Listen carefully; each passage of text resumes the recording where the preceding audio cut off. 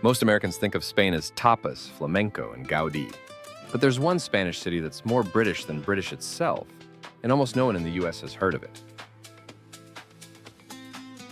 What if I told you the Spanish city Brits are obsessed with isn't Barcelona, Seville, or Madrid?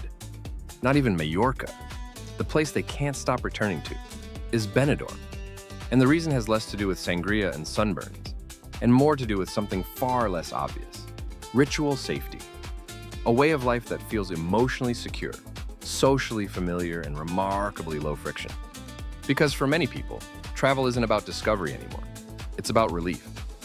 Benidorm has become the gravitational center of a very specific fantasy. Not the exotic escape, but home. Only warmer, easier, and slightly kinder. Most people assume British tourists go to Spain for novelty, culture, and sunshine, a change of scenery, a break from routine. But Benidorm offers the opposite. It offers continuity. Many see it as a loud, overdeveloped beach town, a caricature of mass tourism frozen in time. But beneath the surface, it's a place engineered with extraordinary precision to remove friction from everyday life. Not chaos, not curiosity, predictability. A place where fish and chips taste exactly the way you expect, where bartenders speak English without hesitation, where menus don't require translation, where the day begins with a full English breakfast and ends with familiar pub karaoke. Benidorm isn't just a destination, it's a simulation. Not of Spain, but of a Britain that no longer quite exists. And that's why people return, again and again and again. Because sometimes what you're chasing isn't excitement, it's memory. Picture a street in the Rincón de l'Oix district. It's 11 in the morning. The sun is already high, casting sharp angles across the pale facades of tall apartment blocks. Balconies line the skyline like drawers pulled from a vertical chest. Each one different. Some have laundry drying in the breeze. Others have plastic Union Jack flags, faded from too much sun. Down below, the cafe terraces fill slowly. No one's in a rush.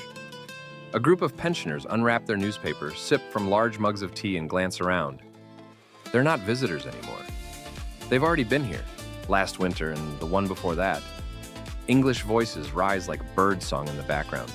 Snippets of football scores, grandchildren updates, quiet debates about whether to go to the karaoke bar tonight or the next. Someone complains about the weather back in Sheffield. Another says, "I can't imagine going back anymore." Then a woman waves to a waiter. He nods, brings her the usual. No words needed. You could be in Bournemouth, but it's 20 degrees warmer, and there's no rain in sight. That's the hidden appeal. A world where routine meets sunshine, where ritual is preserved, just shifted to a brighter setting. But this isn't just about comfort. It's about something more profound and more fragile.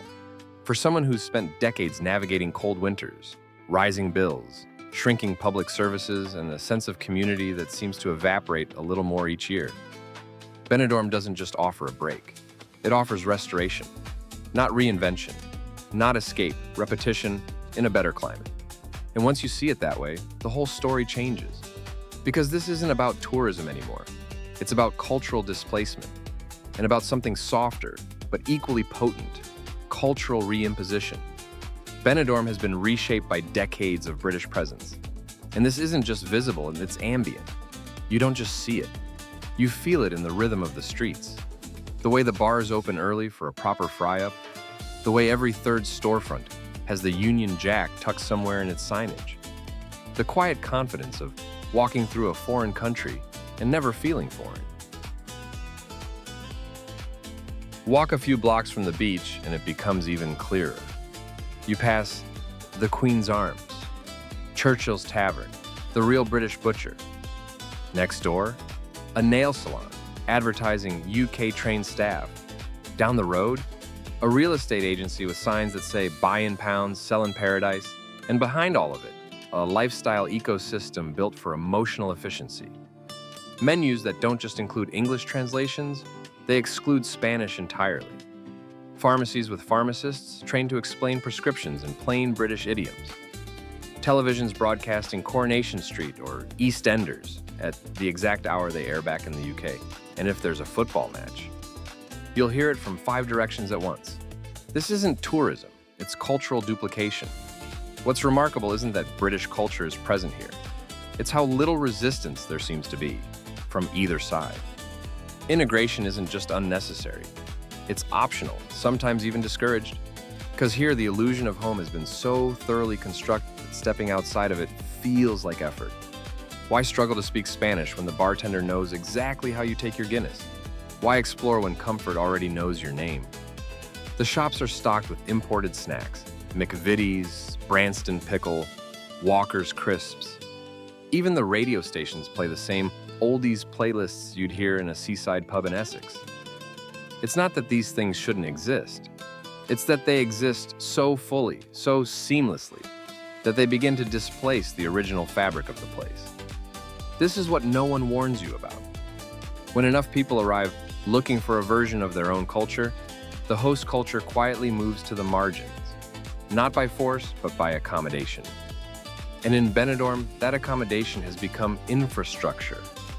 1-bedroom flats designed for long-stay retirees, balconies just wide enough for 2 chairs, a drying rack, and a satellite dish tuned to Sky TV. Clinics that offer arthritis treatments, mobility support, and repatriation services, all in English.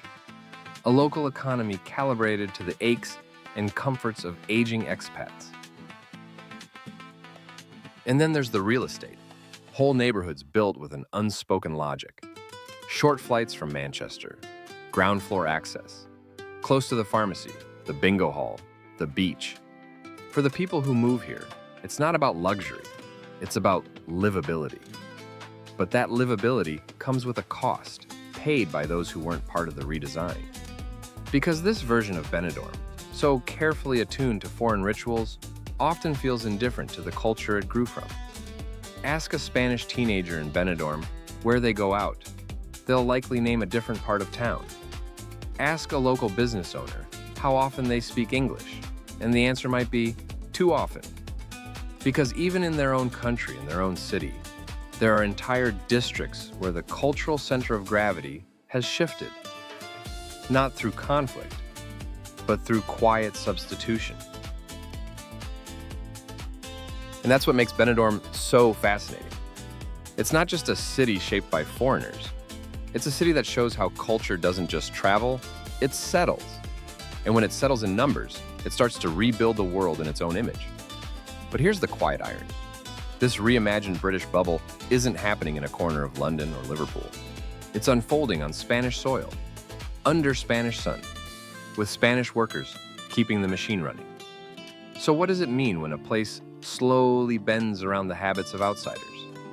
Is it hospitality? Is it adaptation? Or is it something harder to name? This is the part where the story starts to feel uncomfortable. Because in Benidorm, you see something many places in the world are now facing: the tension between identity and economy. Tourism brings money, but it also brings pressure. Language shifts, neighborhoods change, prices rise, locals leave, and slowly, what made the place unique begins to fade. In Benidorm, that shift didn't happen overnight. It happened over decades. 1 flight, 1 pint, 1 holiday rental at a time. And the result is a place that's immensely livable for those it was reshaped for. But for those who are already here, that's a different question. Benidorm didn't appear by accident. It was once a small fishing village. In the 1950s, its mayor made a radical decision to bet everything on tourism. High-rise hotels instead of low-density sprawl. Infrastructure before charm. Accessibility over aesthetics. It worked. By the time mass tourism exploded across Europe, Benidorm was ready. And British travelers in particular embraced it. Affordable flights, familiar customs. A place that welcomed scale instead of resisting it. Over time, something unusual happened. Benidorm didn't just host British tourists, it absorbed them. By the 1980s, some had stopped leaving. Pubs were opening all year round. Communities of expats formed spontaneously. Small networks turned into permanent neighborhoods. A couple who once came for 10 days in July now spent 6 months a year here. Some stayed until they died. In those years, Benidorm became not just a place you visited, but one you inherited. Children grew up visiting with their parents. Grandchildren came to the same cafes their grandparents had frequented. Familiarity became tradition. And more recently, it has become a case study in post-Brexit identity recalibration. After the Brexit vote, thousands of British residents in Spain faced uncertainty. Residency rules changed. Paperwork multiplied. The sense of permanence cracked. Some returned home. Others doubled down on life abroad. And Benidorm became a buffer zone, a place where you could remain British without carrying the full weight of British uncertainty. For many, it functions almost like therapy. It soothes anxieties about cultural loss, economic instability, and even aging. It doesn't promise reinvention, it promises repetition. A life loop, with better weather. But there's another side to this story. What if this obsession isn't entirely healthy? What if it's cultural escapism in disguise? Because for all its ease, Benidorm also reflects something fragile, a longing for emotional security in a world that changes faster than people can process. It's not just the sun, it's the illusion of permanence. In the search for a better version of home, some people end up inside a cultural bubble, one where real integration never fully happens, where the outside world is filtered out rather than engaged with. Many Spanish locals describe Benidorm as a parallel world, a city inside Spain, but not entirely of it. And yet, that doesn't mean it lacks value. Because perhaps what people are truly searching for isn't authenticity in the romantic sense. Not history, not tradition, but emotional shorthand. A place where life makes sense without translation.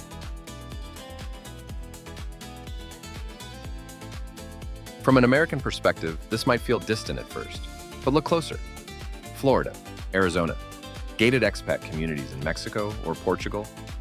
We're all building our own versions of Benidorm, places designed not just for escape, but for emotional efficiency, for ritual, for habit, for lives that feel manageable.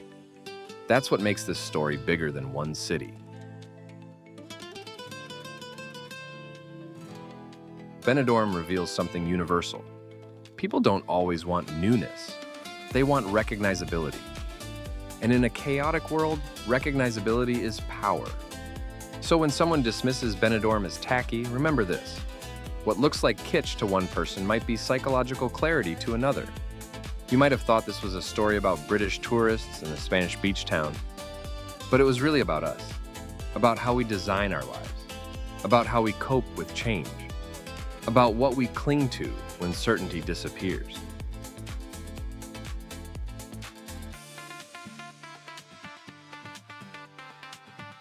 Benidorm isn't a fluke. It's a map. A map of what we seek when we stop chasing novelty and start chasing home. Even if that home is 900 miles away.